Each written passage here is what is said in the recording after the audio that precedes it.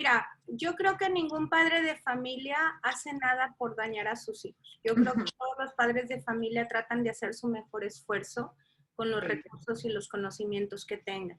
Desafortunadamente está muy permeado en nuestra sociedad que a lo mejor para ser feliz o para destacar o para llenar el check social, ¿verdad? Tengas que tener cierta figura.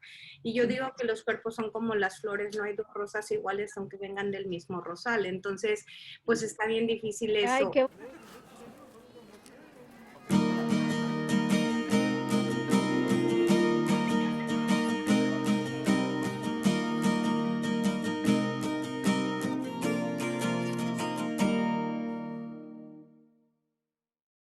Hola, ¿cómo están mis chorcheras? Dianis y Fabi, ¿cómo andamos? Muy bien, aquí ya listas.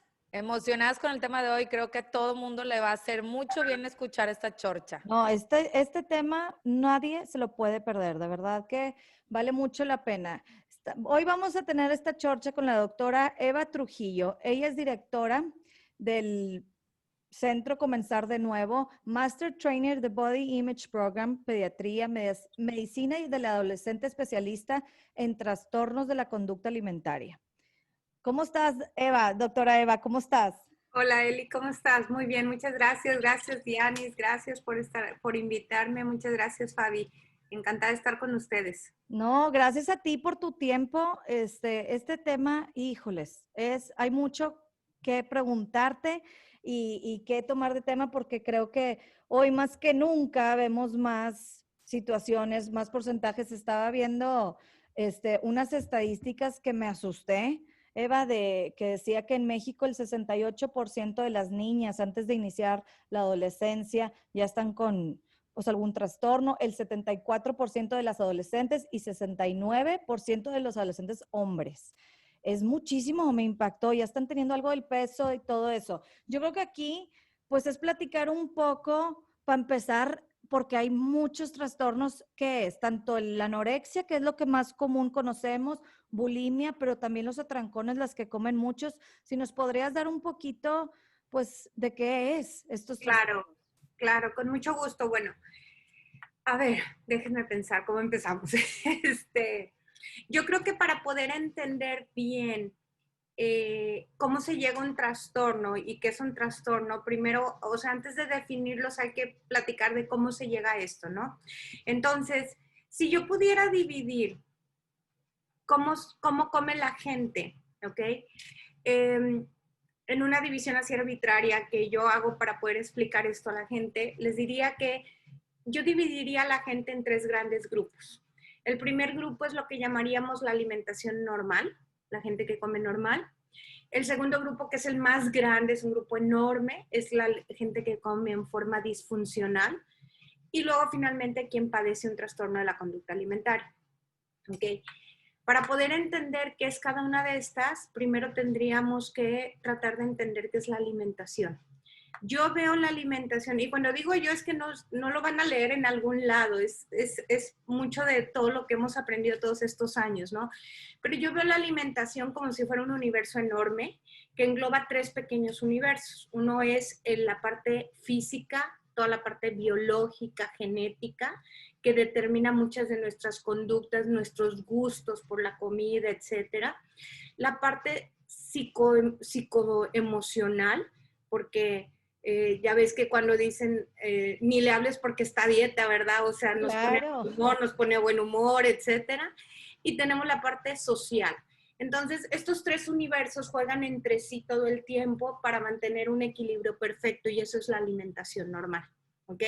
Entonces, ¿quién tiene una alimentación normal? Aquella persona que mantiene ese equilibrio. ¿Qué sería ese equilibrio?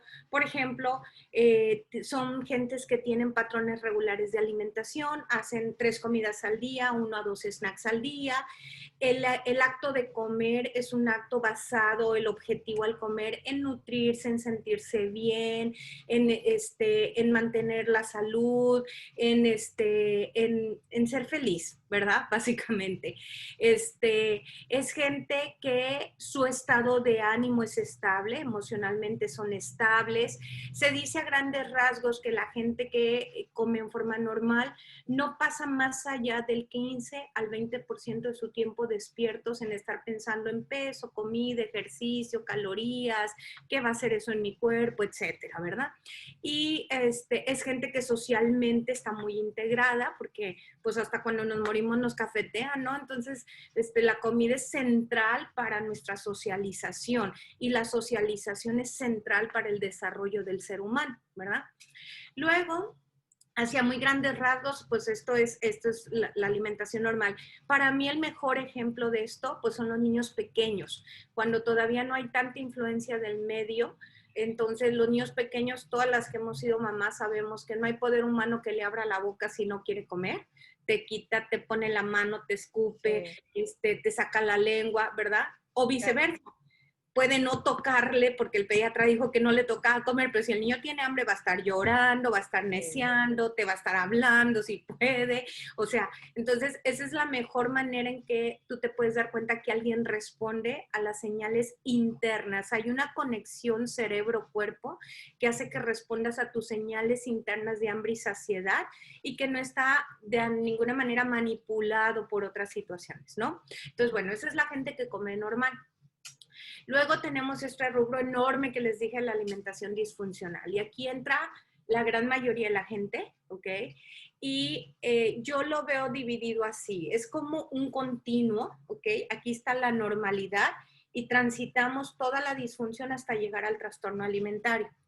Entonces, en esa transición tenemos la gente que tiene una alimentación desordenada, luego la gente que hace conductas alimentarias de riesgo y finalmente la gente que hace una alimentación anormal y que es el punto antes de entrar, o sea, la frontera antes de entrar a lo que es un trastorno de la conducta alimentaria, ¿ok? Entonces, y estos van englobados en este rubro que es la alimentación disfuncional. Entonces, ¿qué es la alimentación disfuncional? Pues igual, o sea, es un desequilibrio en esos subuniversos, que así es como me gusta explicarlo, donde, por ejemplo, la gente tiene un patrón caótico con la alimentación, o sea, no hace tiempos regulares de comida, su objetivo al comer es diferente a nutrirse, a sentir placer, a sentirse a gusto, sino es probablemente tengo un objetivo de peso, tengo un objetivo de buscar cierta figura corporal, a lo mejor lo hace por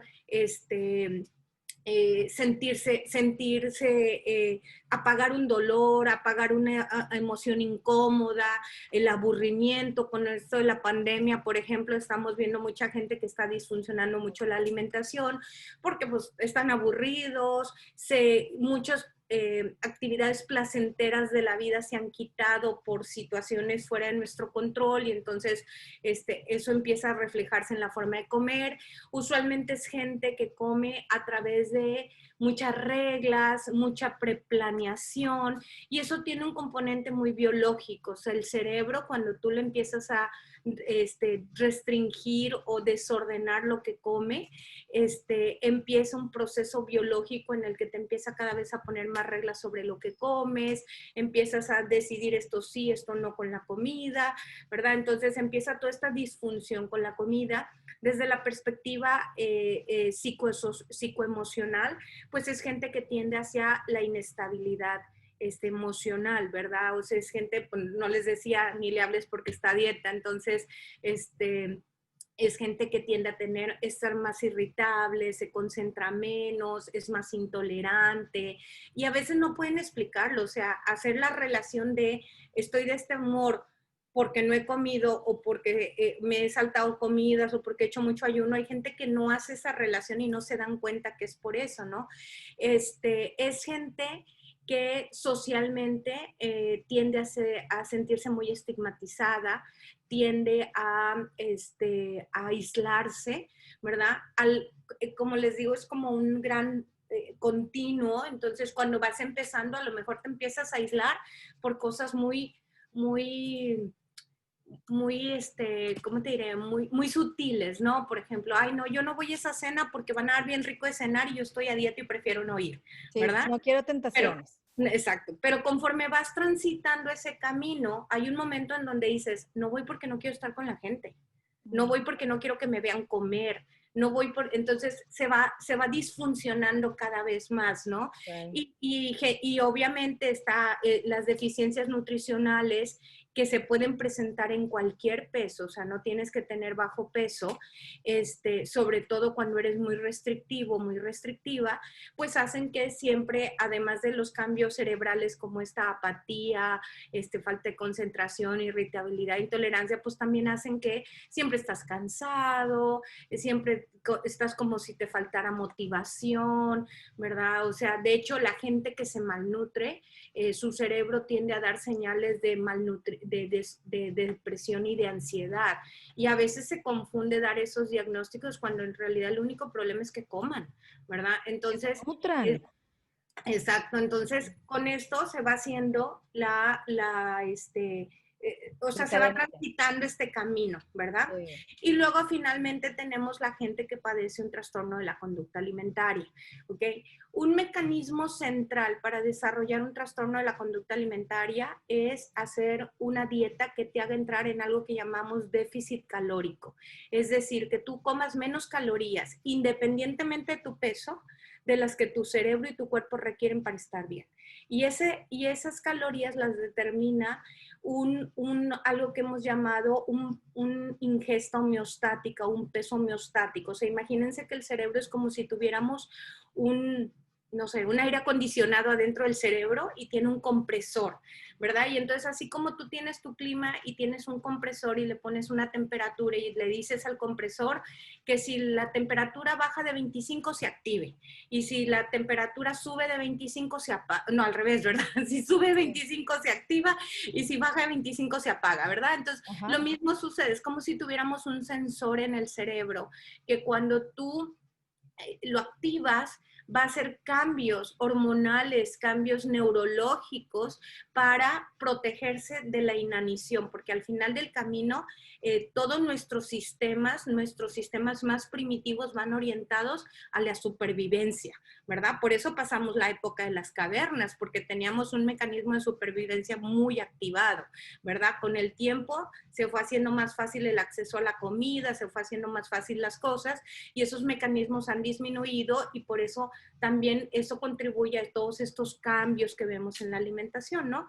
Entonces, un mecanismo central para desarrollar un trastorno alimentario es este déficit calórico o hacer dietas, como dice la gente, porque dieta es cualquier cosa que como en 24 horas, pero la gente, o sea, la generalidad llama dieta a restringir comida, ¿verdad? Sí. Entonces, cuando tú entras en estas dietas restrictivas, en estas dietas de bajar de peso, entonces entras en ese déficit calórico, ¿ok? Y ese es el mecanismo central por el cual inicia o puede iniciar el desarrollo de un trastorno de la conducta alimentaria. La pregunta siguiente sería, pues toda la gente que conozco está a dieta, ¿verdad? Entonces, ¿qué onda con eso? Pero aquí es donde yo me gusta explicarle a la gente, esto es como hacer la comparación con el cigarro. Todos sabemos que el cigarro causa cáncer, Sí. todos sabemos que, todos conocemos gente que fuma, pero realmente pocos conocemos gente que ha tenido cáncer de pulmón por el cigarro, ¿verdad? Entonces, no toda la gente que fuma le da cáncer de pulmón. ¿Por qué? Porque hay que tener una vulnerabilidad, probablemente genética, probablemente biológica, probablemente ambiental, que esa sea la que te lleve a desarrollar el cáncer. Entonces, haciendo la analogía es algo muy similar. O sea, tú entras en una dieta restrictiva y a lo mejor, como le explico a mis pacientes, a lo mejor tú tienes amigas que comen no mal, peor y lo que sigue en comparación contigo, pero ellas no les va a pasar nada. Tú vas a empezar con la sintomatología de trastorno alimentario. ¿Sí me explico? Entonces, la dieta es el factor central, pero no todo mundo que no es, la única causa, me explico, o sea, no es un factor único. Entonces, pero aquella gente que es vulnerable y hace esta disfunción alimentaria, pues la posibilidad de transitar un trastorno de la conducta alimentaria pues es altísima, ¿verdad? En la disfunción alimentaria, regresándome tantito, Eli, con lo que tú decías, tristemente pues sí, ¿verdad? Para los 13 años de edad, el 80% de los niños ha intentado bajar de peso, incluso sin tener sobrepeso, y eso está demostrado en múltiples estudios epidemiológicos que se han hecho. Para los 17 años de edad es 93 o más por ciento de los adolescentes que han intentado bajar peso. Los niños actualmente ya bajó la estadística, bajó me refiero a la edad, Sí. intentan hacer su primera dieta para bajar de peso, aún sin tener sobrepeso, a los 8 años de edad. Wow. Entonces, ¿cómo se Impresión. llama? Pues toda esa gente va a empezar, como yo les digo, cuando vienen a pedirme asesoría, sobre todo mamás jóvenes, les digo, nunca dejes que tu hija o tu hijo entre en el espiral de las dietas, porque una vez que se sale es como un huracán que te jala y salir es bien difícil.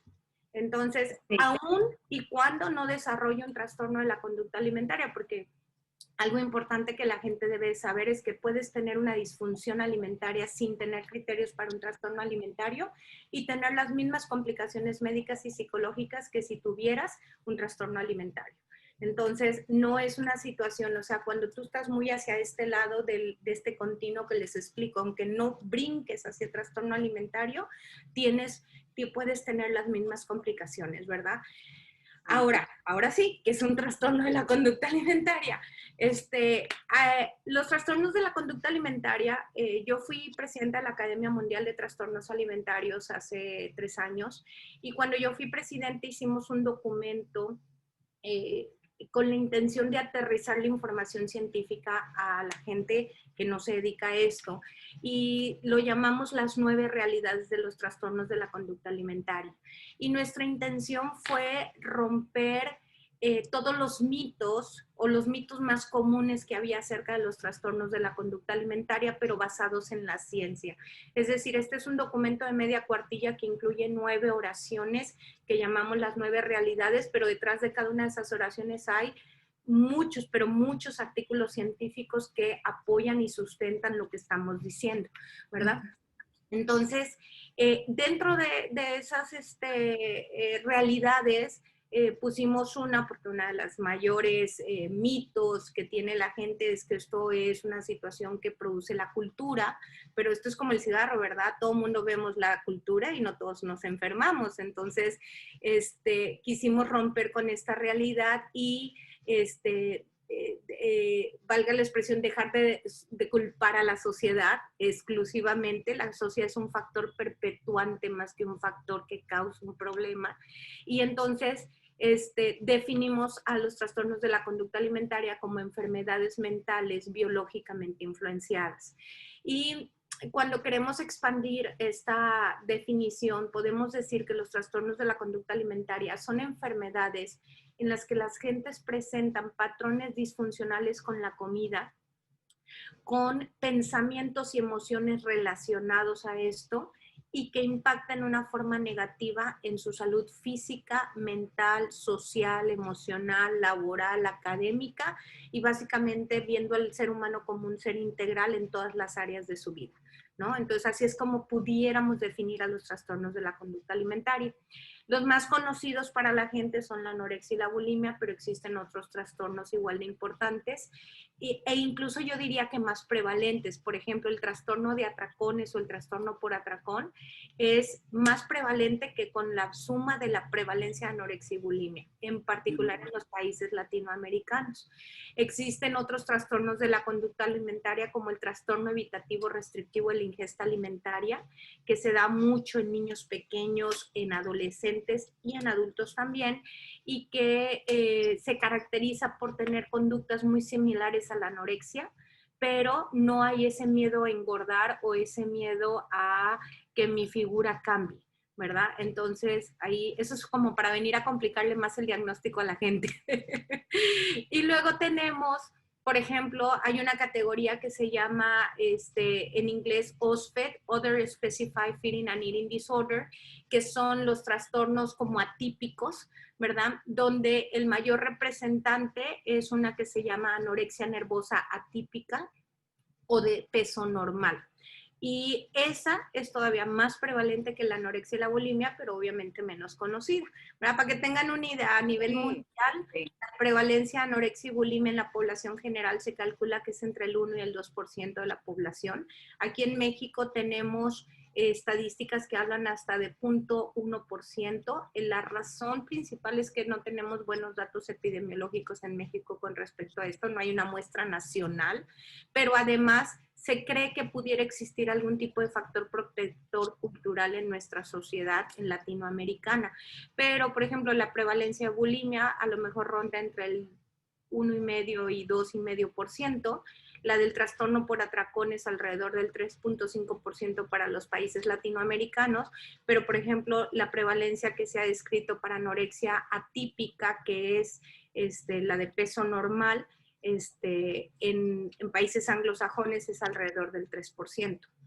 ¿Verdad? Entonces, es muy prevalente, pocos conocidos, que es diferente, poco estudiados, ¿verdad?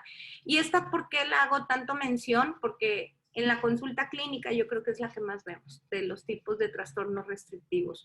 Son pacientes que tienen conductas y pensamientos de anorexia, pero están en peso normal o incluso en sobrepeso.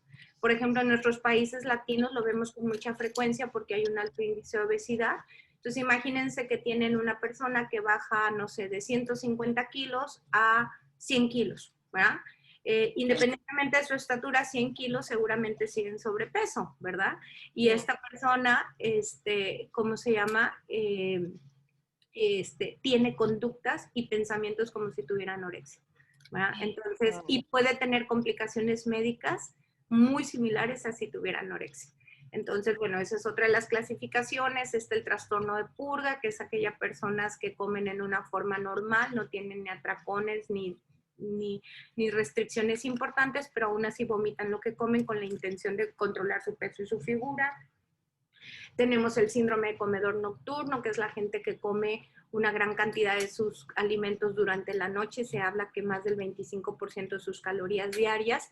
Y es gente que siente la necesidad de no poder parar de comer para poderse ir a dormir. O sea, se tiene que acabar todo antes de poderse ir a dormir, ¿verdad? Entonces, así a muy grandes rasgos, pues esos son los trastornos más conocidos de la conducta alimentaria. Existen otros un poquito todavía menos conocidos, pero para fines de la población general creo que esos son los que pueden más interesarles. Oye, Eva, y una pregunta, mira, nosotros nos escuchan muchas mamás y ahorita que mencionabas que empiezan más o menos así a veces a pensar en dietas a los 8 años. Digo, he tenido ahí como que he visto, ¿verdad? Y tengo 3 hijas y todo, que los comentarios a veces de nosotras las mamás, al cómo referirnos a las niñas, a su cuerpo, a lo que están ingiriendo, a veces sí tiene mucha influencia. No sé, un ejemplo, nosotros hacemos vestidos de primera comunión, entonces llega la niña de segundo de primaria y nos dicen, oye, ay, ¿sabes qué? Tómale las medidas, pero aguántame tantito porque la tengo a dieta, nada más que pase, ¿verdad? 3, 4 meses. Entonces, ese tipo, no sé qué nos puedas platicar tú, que también empieza desde nosotros, las mamás, ¿verdad? No que ellas quieran ponerse a dieta, sino muchas veces también lo que viene de nosotros, lo que les transmitimos. Mira, yo creo que ningún padre de familia hace nada por dañar a sus hijos. Yo creo que todos los padres de familia tratan de hacer su mejor esfuerzo con los recursos y los conocimientos que tengan. Desafortunadamente está muy permeado en nuestra sociedad que a lo mejor para ser feliz o para destacar o para llenar el check social, ¿verdad? Tengas que tener cierta figura. Y yo digo que los cuerpos son como las flores, no hay 2 rosas iguales aunque vengan del mismo rosal. Entonces, pues está bien difícil eso. Ay, qué bonita frase, repítele por favor. Me encantó, está muy bonito. ¿No hay qué, flores? Que yo digo que los cuerpos son como las flores, no hay 2 rosas iguales aunque vengan del mismo rosal, ¿verdad? Eso es real, o sea, Sí, a mí me gustan mucho las flores, por eso uso esa frase, pero de verdad, o sea, cualquiera que ha visto dos flores en una misma mata se da cuenta que ninguna es igual, ¿verdad? Entonces, así son los cuerpos. En términos generales, Dianis, te diría que ningún niño debería estar a dieta, punto. Así es sencillo. Ningún niño debería entrar en déficit calórico. No hay una sola curva de crecimiento que pueda enseñar un pediatra o un médico que vaya así. Todas van así, hasta los 20 años. ¿Verdad? Entonces, cualquier cosa que haga esto es anormal o que haga esto, porque la falta de ganancia es pérdida en un niño. ¿Ok? Entonces, si yo digo, pero se ha quedado igualito, sí. Y el problema con los niños es que al haber un estancamiento en el peso, hay un estancamiento en el crecimiento lineal.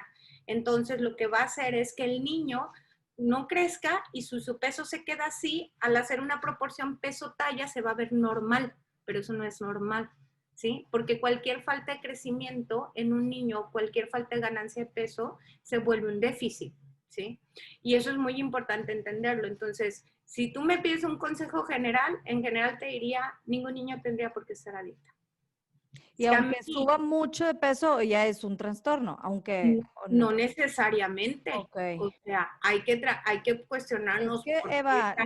lo que dice Dianis, yo creo que como mamás de adolescentes, ves nada más tantito, no, ya se subió de más. Y también yo creo que mucho, pues es la edad y es normal. Y Pero como dices, ¿qué tanto es sano? ¿sabes qué veo yo mucho en la consulta? Sí. A veces me traen a los pacientes, y yo no me dedico a bajar de peso a la gente, pero mucha gente viene con esa intención y en realidad, cuando digo no me dedico a bajar de peso a la gente, digo, yo no veo obesidad como enfermedad, la veo cuando está asociado a un trastorno alimentario, Ajá. ¿verdad? O en niños, porque en los niños la obesidad no es un problema. ¿Okay? La obesidad debe de manejarse desde la entidad familiar, desde, o sea, Lo lo que yo más emocional. veo es que los niños me dicen, es que a mí se me antojan los dulces, pero a la que le molesta es a mi mamá. Eso es Sí. lo que yo más veo.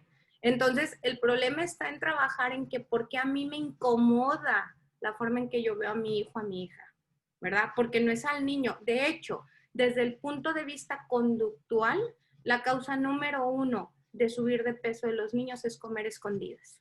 Sí, Y me muchos. los traen ya desbordados.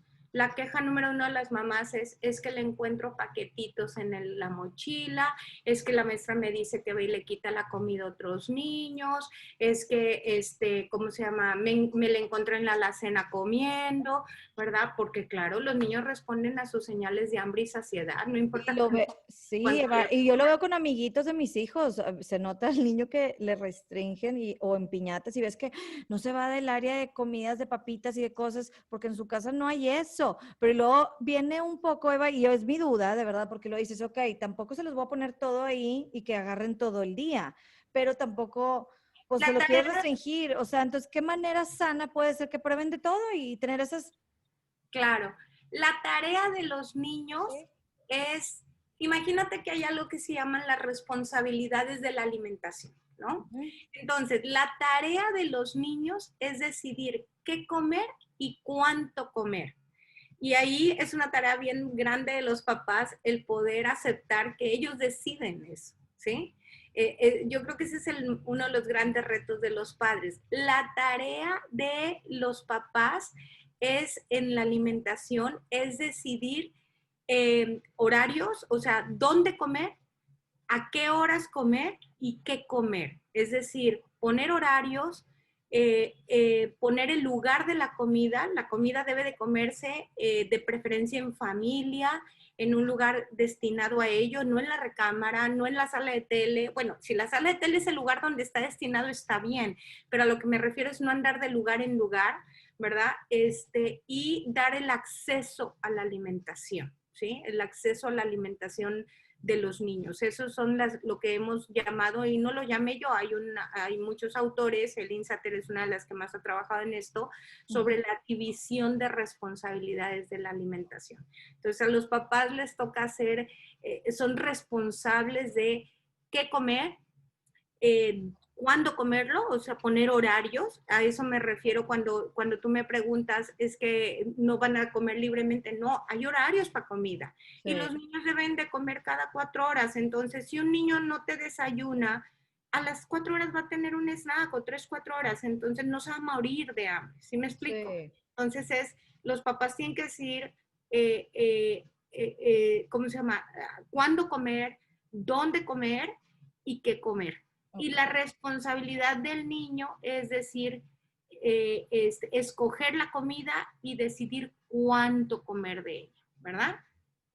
Ok. ¿Sí? Hasta ahí O sea, a ver, Eva, digo nomás para si Buenísimo esa visión, buenísima. sí, está bien padre, ya les puse el horario, ya les digo, ¿qué? Aquí está tu plato, Ujú, pero de su plato él puede decir, nomás quiero un poquito de esto, del otro, eso es a claro. lo que te refieres. Sí, Sí, sí, Ok. las tareas de los papás es escoger y preparar la comida, comprarla, obviamente, Sí, ¿verdad? sí, Dar comidas, poner horarios regulares, o sea, desayuno, snack, comida, snack, cena. Por ejemplo, cuando nosotros empezamos a trabajar con familias, pues una de las cosas que es frecuente que veamos es que, sobre todo ya cuando son adolescentes, es que no hay estructura alimentaria. Comen cuando pueden, a la hora que pueden, cada quien por su lado, ¿sí me explico? Y sí sé que son las actividades, yo tengo 3 hijos ya, el más chiquito tiene 14 años, entonces créeme que he transitado por todo esto y entiendo que a veces pues no hay tiempo, sí tienen muchas cosas, pero esa es tarea de nosotros, hacer esos tiempos, ¿me explico? ok. Otra tarea de los papás es hacer que el acto de comer sea un acto placentero, ayudar, sobre todo cuando están muy chiquitos, a que ellos liguen el horario de comida con un horario placentero, un horario de platicar, un horario de estar en familia, ¿verdad? Aprender sobre los alimentos, pero las partes de cómo ser sanos, no cómo cambiar nuestro cuerpo, ¿sí? Sí, ¿Qué más te digo? Proveer la variedad de alimentos. A un niño sano normal le puede tomar entre 10 y 14 exposiciones al mismo alimento nuevo, aceptarlo.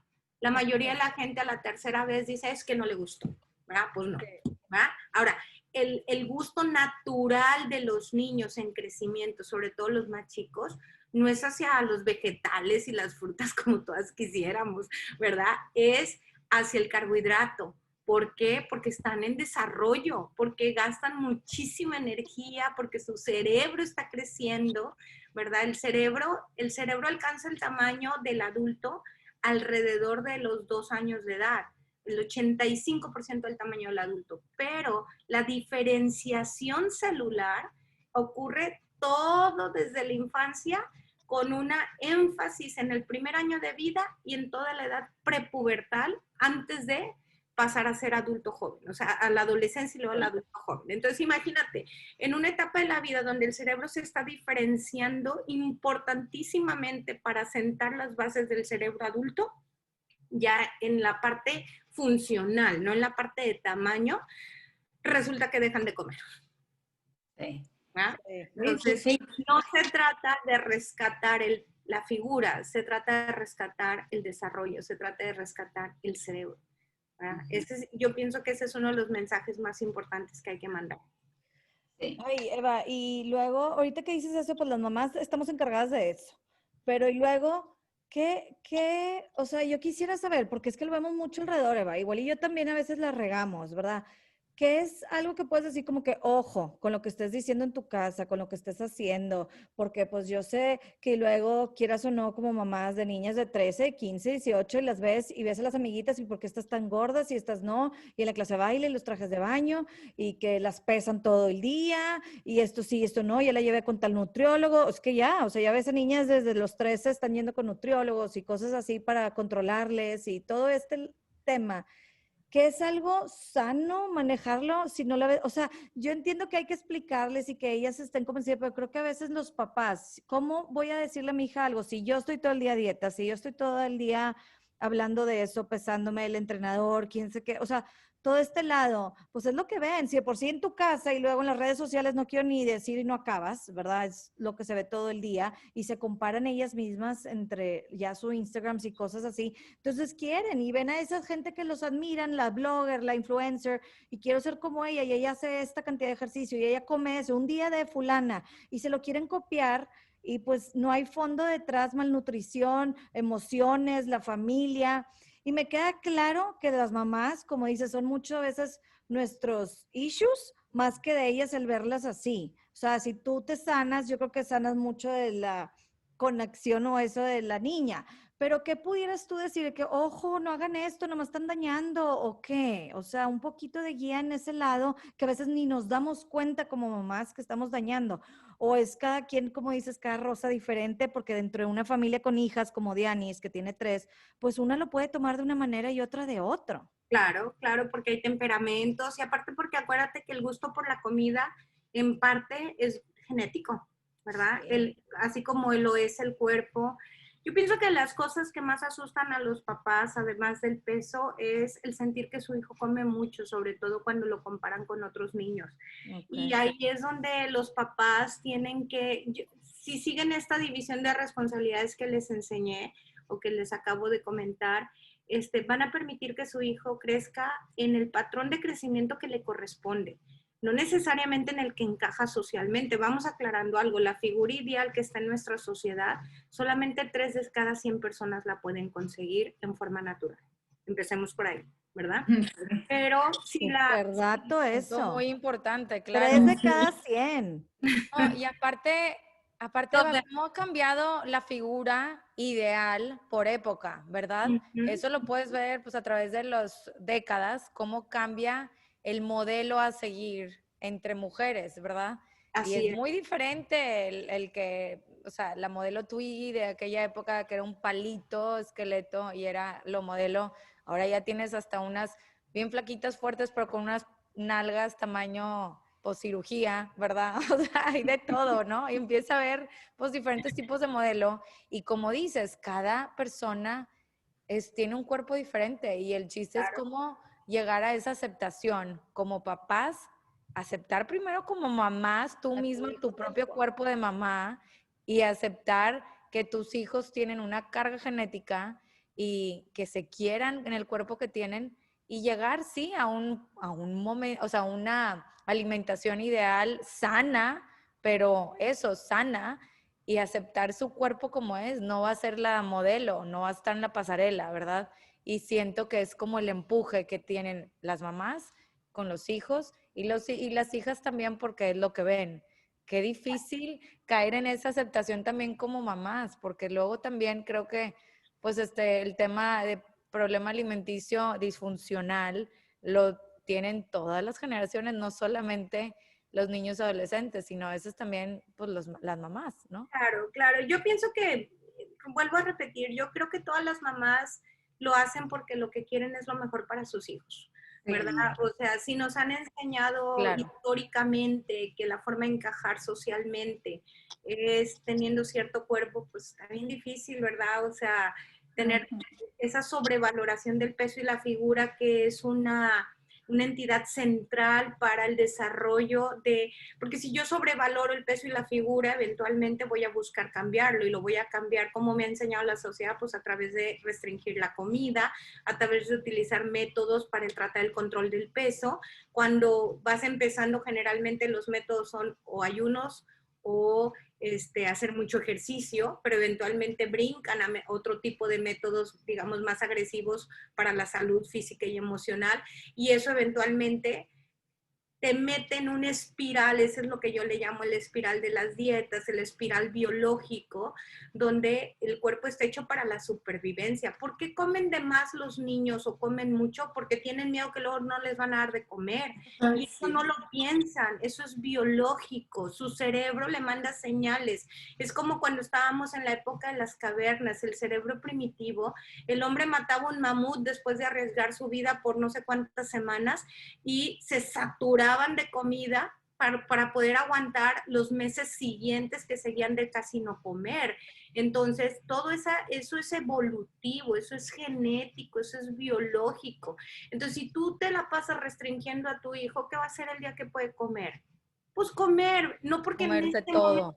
tenga hambre, sino porque su cerebro tiene una fase de compensación. Lo que tiene miedo es de volver a sentir hambre. Entonces va a comer en una forma desesperada. Conforme van creciendo, se van sumando las experiencias de vida, se van sumando las emociones y a lo mejor se puede tornar un comedor emocional porque ante cualquier emoción no controlable o que me hace sentir incómodo o enojado, triste, aburrido, pues entonces voy y como, y eso, si yo tengo una vulnerabilidad, puede transitar un trastorno de atracones. ¿Sí me explico? Sí. Entonces, es como Sí. una espiral. Sí, Entonces, y hablando, tú hablas ahorita hablando de atracones, pero si hablamos, por ejemplo, de que por niñas que se restringen, muchas veces las últimas en darnos cuenta somos las mamás. Como tú dices, no lo hacemos por un daño, todo lo que queremos es por el bien de las niñas, pero muchas veces, y esta es una pregunta que he tenido mucho, Eva, que si yo como mamá y tengo a las amigas de mis hijas aquí en la casa, y yo veo sus comportamientos y veo cómo están, y quiero acercarme, no sé, a la mamá de la niña, decirle, oye, vi esta conducta, híjole, es bien difícil. Yo como mamá me gustaría que me dijeran a mí, porque tal vez la última en darme cuenta voy a ser yo, ¿verdad? Y tal vez no lo hace enfrente de mí, lo hace en otros lugares. Y ese tema, ¿cómo tratarlo, verdad? ¿Cómo si acercarte o no a esa persona? déjame, te voy a aclarar algo. Como en toda enfermedad, tiene factores de vulnerabilidad, pero tenemos factores de protección. Entonces, si yo en casa hago comidas familiares, que es el factor de protección familiar número 1, que ya no hacemos en muchas comidas, en muchas familias. Si yo hago al menos una comida del día en tipo familiar, es placentera, hay sobremesa, hay esa comunicación de estoy interesada, interesado en ti, ¿verdad?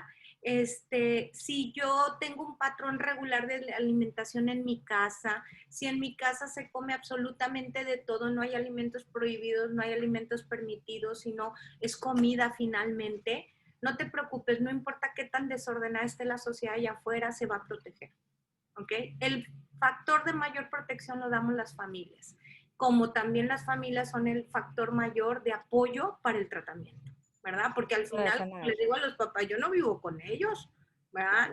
Ni paso la mayor parte del tiempo con ellos. Nadie los conoce mejor que los padres, ¿verdad? Yo no le puedo decir a su papá cómo tratar un hijo porque yo no lo conozco. Entonces, no se angustien, o sea, sí es cierto que hay muchos factores de vulnerabilidad, sí es cierto que hay muchos factores que pueden disparar la enfermedad, pero los factores protectores son muy importantes también y son fuertes. Entonces, y esos son los que nos toca desarrollar como padres, ¿verdad? Sí. Entonces, no importa cuánto oigan allá afuera que las flacas son las mejores, que eso te va a hacer feliz, que no comas ciertas cosas. Si ese niño, esa niña tiene estos factores de protección, se va a proteger. Si no, todos nos estaríamos enfermos ahorita. Sí. Claro. Pero, por ejemplo, si yo veo una conducta reiterada en una niña que no es mía, ¿verdad? En una niña que no es mía, y me preocupa porque veo esas conductas, ¿verdad?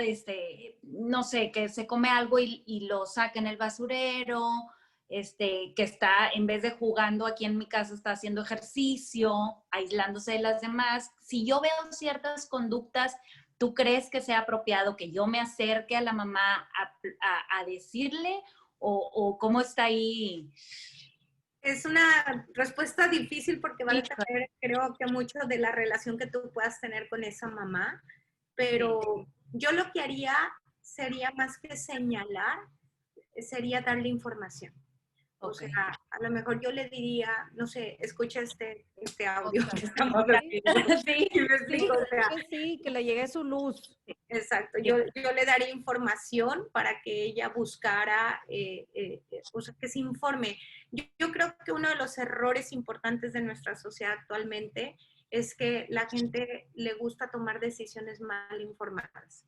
Y es un derecho del paciente poder tomar decisiones informadas. Entonces, el primer punto es informarse, ¿verdad? El primer punto es, pues, tal vez si tú abordas a esa persona señalando, criticando o culpando, la defensa natural va a ser, tú estás mal, yo estoy bien. Rechazo, sí. Entonces, yo lo que haría sería mejor informar, mejor acercarle la literatura. Ahorita con la pandemia, pues hay muchas redes sociales, muchas cosas sanas que pueden ver. Entonces, decirle acércate, ¿verdad? Consultar. Consulta, yo haría eso. Sí. Ahora, Eva, si tú eres una mamá que que ya observaste algunas características en tu hijo o hija que pues, son como señales, ¿no? A lo mejor y no es algo tan marcado, llevas un par de veces que notas algunas características, actitudes respecto a la comida, el ejercicio, etcétera. ¿Cuándo es importante ya no solo hablar con ella, sino buscar ayuda profesional? O, ¿verdad? Como lo que dices, primero es informarte y a veces, pues, hay grandes papás bien lindos que están todos bien al pendiente de sus hijos y como quiera pasan estas cosas porque pues Bueno, pueden pasar en todos lados, ¿no? eso es lo que te iba a decir, es una enfermedad y aún Claro. siendo, yo he visto, es más, yo te diría, te voy a romper varios mitos que dice la gente. Yo nunca he visto un paciente con trastorno alimentario que no sea querido. Es más, yo diría que son muy queridos los pacientes que tienen un Claro. trastorno de la conducta alimentaria, de padres muy preocupados, porque es una enfermedad. Es como si me dijeras, es que ¿por qué le dio cáncer? O se combinó lo suficiente las cosas, me explico. Entonces, aún haciendo todo lo mejor, sí se puede desarrollar el trastorno, ¿verdad? Y eso no es culpa de nadie. Pero regresando a tu pregunta, ¿cuándo es el mejor momento de intervenir? Yo pienso que el mejor momento de intervenir es en el momento que me doy cuenta y sospecho. No importa si mi sospecha es infundada. ¿A qué me refiero con esto? Ahí va de nuevo. Yo siempre uso el cáncer de ejemplo, ¿verdad? Pero les digo a los papás, yo no conozco a nadie en su sano juicio que vaya con un doctor a un chequeo general y el doctor le diga, ay, mira, traes una bolita, vamos a explorarla y resulta que la bolita, ¿cómo se llama? Puede ser cáncer. Y el paciente, pero estás en etapa 1 y el paciente diga, ay, no, espérate, me espero que sea etapa 4 y regreso. ¿verdad? Yo no conozco a nadie en su sano juicio de eso, ¿verdad? Bueno, en los trastornos alimentarios o en la disfunción alimentaria es casi la regla. ¿verdad? No, es que sí vomita, pero de vez en cuando. No, pero es que ya me prometió que no lo va a hacer. Bueno, sí, cierto, de repente no come, pero yo sí la veo comer. Bueno, pero es que come poquito, pero luego come mucho, o sea, y come bien, y se sienta con nosotros. O sea, si tú sospechas, trust your guts, de verdad. Claro, Nadie confiar en tu conoce intuición, mejor a los 100%. niños y a los adolescentes que a los padres. Si tú sospechas, ese es el momento de intervenir. No después, porque no es lo mismo tratar un cáncer en etapa 4 que tratar un cáncer en etapa 0 incluso, o 1, ¿verdad? Claro. Entonces, yo así es como se los explico a los papás cuando vienen y me comentan eso en las conferencias, me hacen estas preguntas y les digo, es que esto es tan específico, es tan diferente en cada persona, que no te podría decir cuando tengas estos síntomas o cuando tengas esto, es en el momento que tú sospeches. Y en ese minuto que sospechas, bueno, acudir a hacer una llamada a un centro como el de ustedes, agendar una cita, tal vez primero la mamá o los papás. A lo mejor nada más de orientación, a lo mejor se puede corregir con ciertos cambios muy sutiles en la familia sin necesidad incluso a veces de ver al paciente. O sea, si el paciente no tiene síntomas aparentes, o sea, me refiero a síntomas establecidos, no ha bajado de peso, no hay un síntoma preponderante, sino es nada más oye, yo veo que ya no se evita para comer, oye, yo veo que de repente come menos, oye, yo veo que se está quejando mucho de su cuerpo, pero no necesariamente ya trae algo, ¿verdad? Claro. A lo mejor con pura orientación tienen, entonces se hacen citas para dar esas orientaciones y a lo mejor eso es suficiente. O sea, tú lo que estás tratando es de romper esa espiral, que no siga. La espiral no se va a parar. No importa cuánto hagas, la espiral no se va a parar si no haces unos cambios en la conducta, en la forma de ver esto. ¿Sí me explico? Sí. Totalmente. No, y bueno, y para la gente que nos está escuchando, nada más para que sepan, este centro es comenzar de nuevo, ahorita lo ponemos ahí, ponemos todos los datos, porque estas pláticas pues sirven mucho para, muchas veces no nos hemos dado cuenta de ciertas conductas y con estas pláticas que estamos promoviendo, pues ya la gente puede estar un poquito más alerta. Con mucho gusto, sí, yo te los paso ahorita, encantada. Mil gracias. Y antes de terminar, a ver, vamos a ver con qué más o menos se quedó cada quien. Eli, Fabi. A ver, pues empiece yo. Pues muchas cosas, Eva. La verdad es que yo creo que lo que más me gustó y se me quedó y se me va a quedar para siempre, tu frase de las flores, de que pues no todos somos iguales, aunque sea la misma mamá y mismo papá, todos son diferentes y hay que quererlos igual, porque malamente, aunque no queremos, Eva, yo lo veo en las conversaciones con amigas, comparamos mucho, deja tú con las amigas, entre las mismas familias, o sea, entre las mismas hermanas, entre los mismos, porque está gordita, mírala y la estrella y, ¿verdad? O sea, bueno, la ponen un poquito más arriba a la que está más bonita que la otra o más flaquita. Entonces, eso me quedo, con eso de que todas somos, pues todas somos diferentes y hay que quererles y amarlas y que como mamá empieza por mí. Y aquí pues estas chorchas empieza contigo como mamá de aceptar esas situaciones o esos issues que traemos dentro de nuestro interior, de nuestro cuerpo, para reflejarlo eso con los niños, porque creo que yo lo veo mucho de muchas cercanas, Eva, de verdad, que es que no soporto, mira, como, y se enojan y son pleitos, y luego yo que si me llevo con la niña es que, ay, o ahijadas, o todos es que a mi mamá le preocupa esto, pero yo estoy bien, o yo me siento bien, o luego, o sea, o amiguitos que ves que comen así, entonces, esto ves mucho que viene, se refleja mucho de la mamá. Entonces creo que si nosotros hacemos paz con eso y lo manejamos como dices que me encantó, ay, todo va a fluir mejor y nos vamos a calmar. Igual está el niño en flaca, solo, natural, ¿no? Además, yo creo que parte de nuestro trabajo, fíjate, yo quisiera quitar nada más esa connotación, no es que sea culpa de las mamás, No, sí. No. es la cultura en la que hemos crecido todos hemos crecido en esa cultura, es muy difícil salir airoso en esta cultura. Pero la buena noticia es que la imagen corporal o la insatisfacción con la imagen corporal se aprende. Entonces también se puede desaprender. ¿Okay? Ningún niño nace odiando a su cuerpo. No hay ningún niño que nazca odiando a su cuerpo. Eso se aprende con la cultura. Entonces, la buena noticia es que se puede desaprender. Todo es querer, todo es ver que nuestro cuerpo, bueno, o sea, camino, hablo, oigo, veo, o sea, puedo tocar cosas. Me explico. Sí. O sea, todas las Maravilloso, funciones solo. que da mi cuerpo, todas las cosas buenas que yo puedo hacer, o sea, cambiamos, como dice el lema que usamos nosotros en nuestro Body Image Program, es cambia la conversación, cambia tu vida, ¿verdad? O sea, desde cómo me dirijo a mí misma, cómo me dirijo a mi cuerpo, valorar las cosas que puedo lograr, flaca o gorda o en el peso que yo pueda estar, puedo ser exitosa, puedo tener logros, puedo hacer grandes cosas por mí, por la humanidad, por mi familia. Entonces yo creo que esta es la parte donde interviene la cultura. No es una causa del trastorno alimentario, es la parte donde interviene y perpetúa mitos y perpetúa dolor.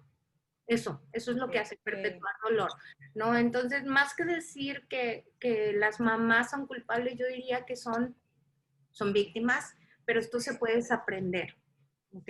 Eso es lo más importante. Nadie nace odiándose a sí mismo. Me encanta, me encanta. Hay mucha luz Me de eso, encanta, quieres sí, trabajarlo. Bueno, tú, Totalmente. hermana, ¿con qué te quedas ¿Tú, de esta Gaby? chorcha?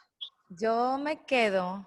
Fíjate que, bueno, me encantó, Eva. Muchas gracias por tu tiempo. De verdad siento que aprendí muchísimo y creo que, pues, es toda una gama de normal, disfuncional, trastorno y no hay que asustarse tampoco de más ni escandalizar, pero definitivamente algo con lo que me llevo así una cosa es lo de comida en familia agradable. Siento que todos podemos hacer el esfuerzo de tener al menos una comida al día en familia y hacerlo pasar un rato agradable, que disfruten los niños, que no sea un lugar de enojo, de pleito, de restricción, ¿sí? De no comas esto y sí come el otro o tal, ¿verdad? O sea, que disfruten. Y me encantó que dijiste que eso está relacionado con el sentido de protección. El niño, la adolescente, la niña se va a sentir en un espacio de protección. Entonces, me encantó porque se me hace algo muy puntual que todos podemos poner en práctica o buscar poner en práctica para, pues así estar al pendiente de, pues, de nuestros hijos y de uno mismo, de que se lleve, pues, una alimentación sana en un ambiente agradable en familia y que sea una experiencia padre. Me encantó. Con eso me quedo. Ay, yo también, Fabi, eso de ahí es donde demuestras como el cariño, el amor, ¿verdad? Que tienes ahí entre todos. Y otra cosita que me gustaría agregar que también me gustó mucho y me cayó mucho el 20, es el trabajar por qué me incomoda a mí ver a mi hija así. No necesariamente de que si está flaca, que sí, no. Porque me incomoda, a veces me incomoda, enderézate, o ay, sácate la blusa, o ¿por qué traes el pantalón así? Entonces, pues si ella se siente bien, a mí qué me importa. Entonces, trabajar por qué me incomoda a mí el ver a mi hija así. Te Híjoles, muy agradezco buen mucho. punto. Me Muy buen encantó. punto, Dianis. Que no nada más es lo físico. Te digo, muchas veces es, ay, mijita, ¿por qué no te haces el apartado del lado en vez del medio? Pues, Claro. ¿qué me importa si ella se siente a gusto con el apartado por el medio? O sea, ella es Sí. feliz, pero a mí me incomoda. Y yo la verdad sí tengo que trabajar muchísimo en eso. Mucho en Oye, eso. Eva, y nada más para saber, porque sé que comenzar de nuevo tiene esa parte, o sea, podemos ir a consulta contigo, estás aquí en Monterrey, pero y luego tienes un centro que habrá, o sea, se puede internar a alguien con un poco Sí, más, eso que comencé- saber, conocer. déjame te cuento. Comenzar de nuevo es una institución, tenemos 21 años este año y tenemos así como muchas ramas, ¿verdad? Tenemos una rama de educación que trabajamos precisamente en eso, en la educación de profesionales, de padres de familia, de pacientes, del público en general, sobre los trastornos de la conducta alimentaria, sobre todas las enfermedades que los acompañan. Tenemos un programa de prevención donde tenemos diferentes programas. Nuestro programa estrella de prevención, y ese se lo recomiendo al público en general, es un programa que se llama Body Image Program. Este programa está basado en un programa que se llama Body Project, que nace en los Estados Unidos hace más de 2 décadas. Es el programa que tiene mayor evidencia científica sobre el manejo de estrategias para proteger del desarrollo futuro un trastorno alimentario o de la misma obesidad. Ha llegado a 3.5 millones de mujeres en el mundo en 126 países. Por ejemplo, el programa DOPE de la autoestima, el programa de las Girl Scouts a nivel mundial, están basados en este programa, el Body Project. Y los desarrolladores del proyecto son buenos amigos míos, buenos amigos de Comenzar de Nuevo, y en 2014 hicimos una alianza para nosotros tener toda el entrenamiento y la distribución de este programa en Latinoamérica. Entonces, nosotros hacemos entrenamientos de profesionales, pero también hacemos implementaciones en la población general, porque hay 2 tipos de Body Image Program, uno que es de prevención y uno que es de tratamiento. Entonces, el programa de tratamiento de prevención de la población general es hermosísimo, es un programa basado en algo que se llama la disonancia cognitiva. La disonancia cognitiva es una estrategia psicológica donde genera en la persona un ruido psicológico entre lo que piensa y lo que hace, ¿verdad?